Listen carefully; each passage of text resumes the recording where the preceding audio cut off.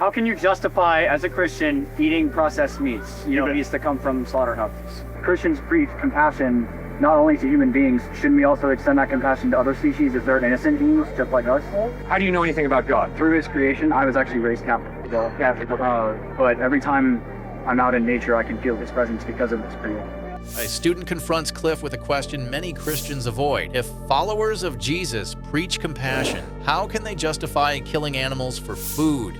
He challenges Cliffe on processed meat, slaughterhouses, innocent creatures, and what it truly means to honor God's creation. Is eating animals compatible with Christian ethics, or is it hypocrisy? Today, Cliffe responds and gives his take. Do you think Christians can eat meat? Now let's dive in. How can you justify, as a Christian, eating processed meats? Meats that come from slaughterhouses. You bet. If there is no God, obviously, human life has no innate value. Nothing has any innate value. So we choose to start giving things value, we thinking human beings. But if we're going to be honest, we're going to have to acknowledge it's all relative. It's not real. It's just something we create in our head. But if there is a God who has created you as a human being in His image and given you an innate value, then for me to eat you is cannibalism, and it's wrong. Now, is a cow created in the image of God? No. Is an insect, a cockroach, created in the image of God? No. Therefore, if I use a cow or an insect to support my life, to continue my life, the Bible communicates that is good. There's nothing wrong with that. But if I wantonly destroy animal life, plant life, the planet, that is evil. Why? Because although I can eat cow and cockroach to sustain my life, I am not permitted to destroy the earth, because the earth is a good gift from God. He's given me a rational mind, and He's put me in a position of responsibility to care for the earth. I still don't understand, if Christians preach compassion not only to human beings, shouldn't we also extend that compassion to other species if they're innocent beings, just like us? Yes, sir. I had better be compassionate to animals, correct. But if it comes to sustaining your life, and I choose to give you beef or chicken or fish, that is not evil. I am using that to sustain your life and my life. So that's not wrong. But how can it not be? Because if you are taking that life away from an innocent, then how can you justify it? You justify it by going back and simply thinking this way. Head of lettuce, cow's head, human head. Take out a machete, whap, off with the head of lettuce. Whap, off with the cow's head. Whap, off with the human head. Is there a difference in those three actions? What do you think? Yeah. What's the difference? The cow is innocent because it has done nothing to us. Right. The human may or may not be innocent. Yes. The lettuce doesn't have any feeling, doesn't have a heartbeat, doesn't have a brain, can't feel pain. Okay, I disagree. I think we can measure the head of lettuce experiencing some type of pain when it's cut. There's some type of pain that a lettuce experiences. I don't know what kind, but my understanding is when you cut off a branch, there is some type of pain that living organism experiences. Obviously, there's no brain.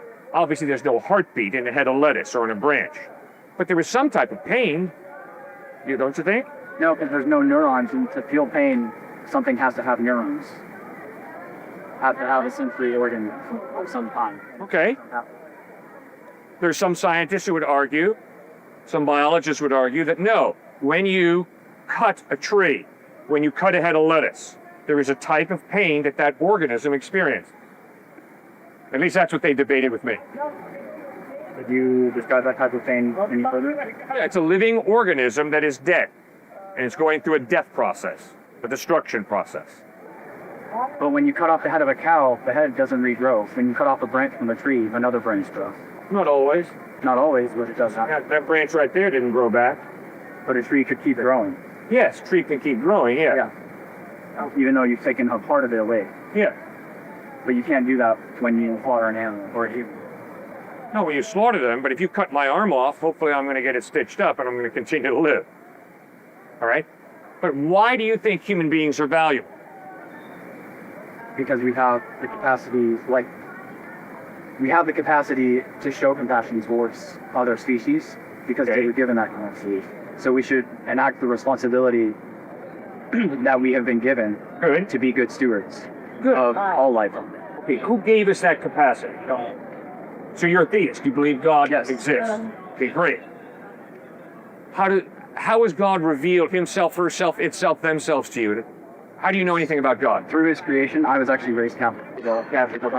But every time I'm out in nature, I can feel his presence because of this creation that he has given us. Okay. Now, when you're in nature, what do you find out about the character of God? What is God like as you walk through the woods or by the seashore? He's very kind, gentle, compassionate, thoughtful, artistic. He cares. He really does. Okay, very good. Annie Diller is a brilliant woman. She wanted to get back in touch with nature. So she went up into the mountains and sat next to a brook, just to enjoy the beauty of nature. She's sitting there at the brook, and all of a sudden, she watches a bug land on the head of a frog and suck its brains out. And the head collapses, and the frog dies.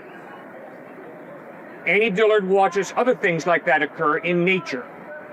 And suddenly, Annie Dillard begins to realize, whoa, there's a lot of beauty in nature, but there is a bucket load of ugliness and death and destruction as well. See, so if you look just at nature, I think it's very difficult if you're going to be intellectually honest to say, God is kind and loving. Yes, there is evidence. There's a lot of kindness and a lot of love. But there's a boatload of cancer cells, a boatload of clogged arteries, a boatload of aging and death, and a boatload of bugs sucking the brains out of frogs. Not very kind, not very loving. No. See, my point is that if you take Jesus Christ out of the picture, you're up a creek without a paddle when it comes to explaining why you believe God is loving. Because you can't conclude and keep your brain intact, I think, that God is loving when you're watching your parent die of cancer, when you're watching a bug suck the brains out of a frog. See, that's why this revelation of Jesus Christ is so crucial when it comes to understanding the character of God. Make any sense or no? Yes, it does. And then going back to your earlier statement about how we should treat our bodies like a temple. Yes? Not only spiritually, but mentally and physically as Yes, well. sir. How do you... So, are you familiar with the China study? It was conducted over a number of years by various scientists that showed that as you increase animal byproducts and animal foods to the diet, you have increased rates of heart disease, increased rates of diabetes, and cancers. Yep. So, what is your response to that? If you want to be vegetarian, go to it. I think it's a very wise move. My wife is almost totally vegetarian. She allows me to eat fish and chicken and turkey, but I've got to stay away from red meat, right, love? And we eat at vegan restaurants, and we are definitely organic. If I buy anything that's not organic, she is upset with me. So I'm learning to be very organic, and I take her out to a vegan restaurant occasionally. And so yes, if you're vegetarian, I'm sure you have good reason, and I celebrate that fact. My problem is I have a very hard time having a balanced diet, maintaining my energy level without having sufficient protein, and I do a very bad job, if I don't eat meat, keeping my protein level up. So that's why I'm not vegetarian myself. But if you're vegetarian, because you are concerned about the slaughter of cattle and animals, more power to you. Keep going. Thank you. Good to meet you. You too. Have a great one.